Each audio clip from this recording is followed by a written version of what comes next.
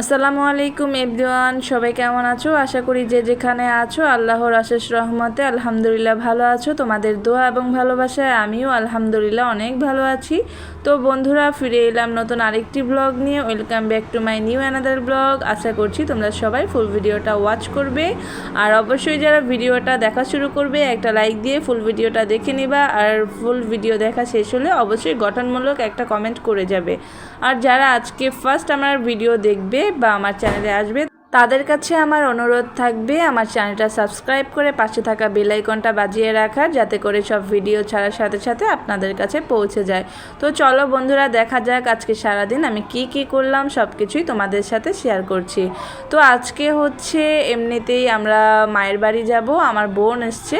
তো বোনকে নিয়ে ভাবলাম মায়ের কাছে একটু ঘুরে আসি, কারণ সবসময় মনটা ভালো লাগে না মা ছাড়া, যেহেতু বাবা নাই মাকে অনেক মিস করি। আর মা অনেক দূরে থাকে, সেই গ্রামের বাড়ি, আর গ্রামের বাড়ি আমার অত দূরেও না, কারণ বিক্রমপুর বা মুন্সিগঞ্জ ঢাকা থেকে খুব কাছাকাছি, খুব বেশি দূরে না, এটা আমরা সবাই ভালো করে জানি। তো বোন যেহেতু বাসায় আসছে, ওকে বললাম চল তাহলে আমরা একটু মায়ের বাসা থেকে ঘুরে আসি। আর আমার বোনও রাজি হয়ে গেল, ও বলল ঠিক আছে তাহলে চল আমরা একটু ঘুরে আসি। তো থাকার ইচ্ছে ছিল না, ভাবছিলাম যে মায়ের সাথে দেখা করে একটু বসে গল্প করে নাস্তা পানি খেয়ে চলে আসব। কিন্তু মায়ের কাছে গেছি, মারও হতো মনটা খারাপ লাগে, কারণ আমরা তার দুই মেয়ে, আমরা ছাড়া তার কেউ নাই এই দুনিয়ায়। তো আমরা গেছি, উনিও একটু আবদার করে বসলো, ঠিক আছে জামাই ওরা আজকে থাকুক, তোমরা না হয় কালকে আবার এসে ওদেরকে নিয়ে যাও। তো আমার হাজব্যান্ডকেও থাকতে বলেছিল, ওর যেহেতু একটু কাজ ছিল ঢাকায়, সেজন্য ও বলল যে ও থাকবে না। আর ছোট বোনের হাজব্যান্ডও নিষেধ করলো যে আমিও থাকতে পারবো না, কারণ আমার দোকান বন্ধ যাচ্ছে, কালকে দোকান খুলতে হবে। তো এই জন্য মা বলছিল ঠিক আছে তোমরা তাহলে চলে যাও, পরের দিন এসে ওদেরকে নিয়ে যাবা। তো কি আর করবো, মায়ের আবদার বলে কথা, সেটা তো আর ফেলতে পারি না। তো এই দেখো আমরা গাড়িতে বসে যাচ্ছি, তোমাদের সাথে টুকটাক যতটুকু সম্ভব হয়েছে আমি শেয়ার করছি।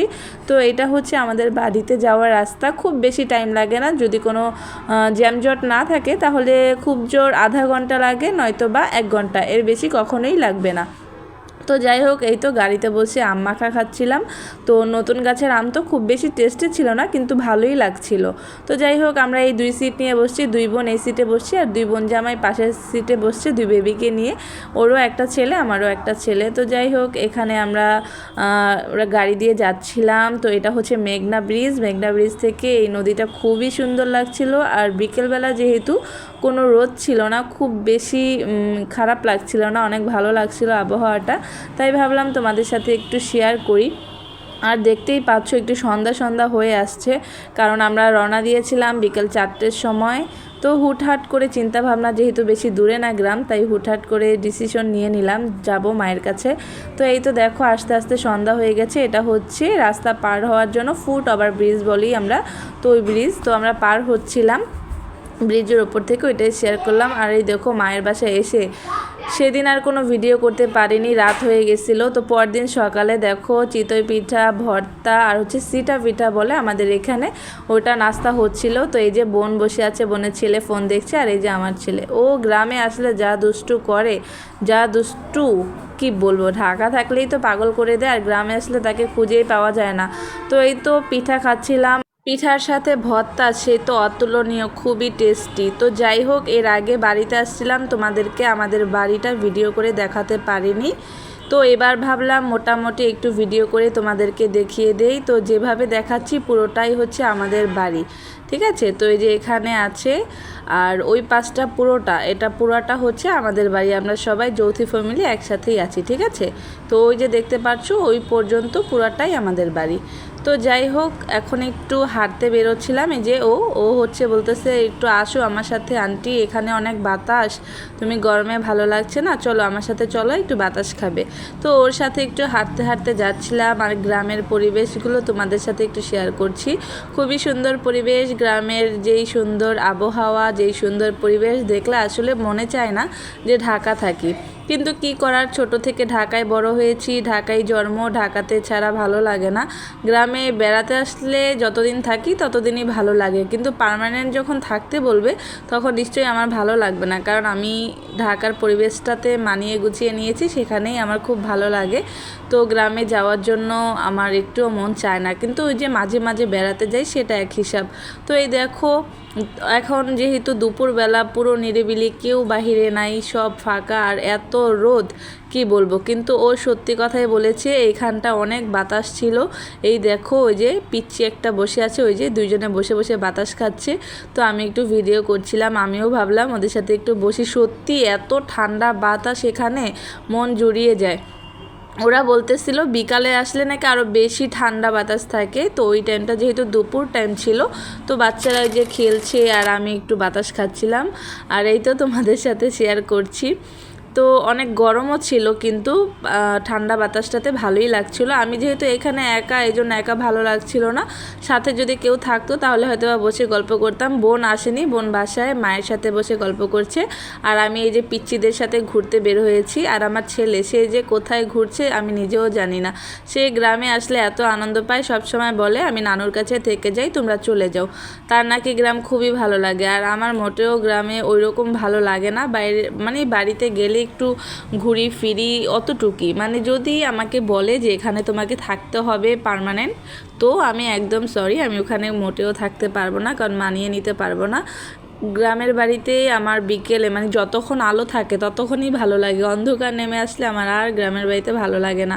তো যাই হোক, আমি এখানে একটু মডেলিং করছিলাম আপনাদের সাথে, আর কি সব কিছু শেয়ার করছিলাম। গ্রামের রাস্তা সত্যিই কিন্তু খুব সুন্দর, আর এত নিরিবিলি, মানে হাঁটতে ভালোই লাগছিল। ঠান্ডা বাতাস, হালকা একটু রোদ, সব মিলিয়ে ভালোই লাগছিল আবহাওয়াটা। আমি এই তো ভিডিও করছি আর গুনগুন করে গান গাইছি। এটা আমার অনেক খারাপ অভ্যাস, আমি সারাক্ষণই গান গাইতে থাকি, আমার গুনগুন গান থাকবেই আমার মুখে। তো এই তো আমি আর কি তোমাদের সাথে দেখাচ্ছিলাম আর হাঁটছিলাম। আচ্ছা যাই হোক, তো তোমাদের কাছে ভিডিওটা কেমন লাগছে অবশ্যই জানাবে। আশা করি তোমাদের কাছে ভিডিওটা ভালোই লাগবে, যেহেতু গ্রামীণ ভিডিও সবার কাছে ভালো লাগারই কথা। তো এই দেখো মা দুপুরবেলা হচ্ছে খিচুড়ি রান্না করছে, মুরগি রান্না করছে, আর এই যে সাহেব এসছে আমাদেরকে নিতে, আমরা চলে যাব বিকেলবেলা। আর এখানে সবাই একসাথে খেতে বসছি, মাও বসবে, কিন্তু আমি ভিডিও করছি তাই মা ভিডিওর সামনে আসবে না। যাই হোক, মা ভর্তা করেছিল আমার জন্য, আমি ভর্তা দিয়ে খিচুড়ি খেতে খুবই পছন্দ করি। তো এই তো বিকেলবেলা আমরা রেডি হয়ে বেরিয়ে গেলাম ঢাকার উদ্দেশ্যে। তো টোটো করে যাচ্ছি বাস স্ট্যান্ড, ওখান থেকে বাসে উঠে বাড়িতে চলে যাব।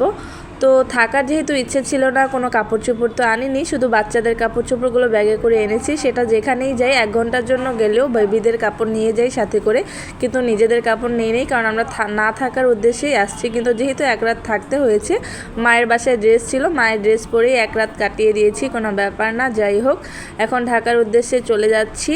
তো বন্ধুরা, তোমরা সবাই অবশ্যই জানাবে আমাদের গ্রামটা তোমাদের কাছে কেমন লেগেছে, আর অবশ্যই বলবে আমার ভিডিওটা তোমাদের কাছে কেমন লাগছে। সবাই ভিডিও দেখে ভিডিও শেষে গঠনমূলক একটা কমেন্ট করে যাবা। তোমাদের মূল্যবান কমেন্ট আমাদেরকে উৎসাহিত করে ভিডিও করার জন্য, ঠিক আছে? আমরা উৎসাহিত হলে খুব ভালো ভালো ভিডিও তোমাদেরকে উপহার দিতে পারবো।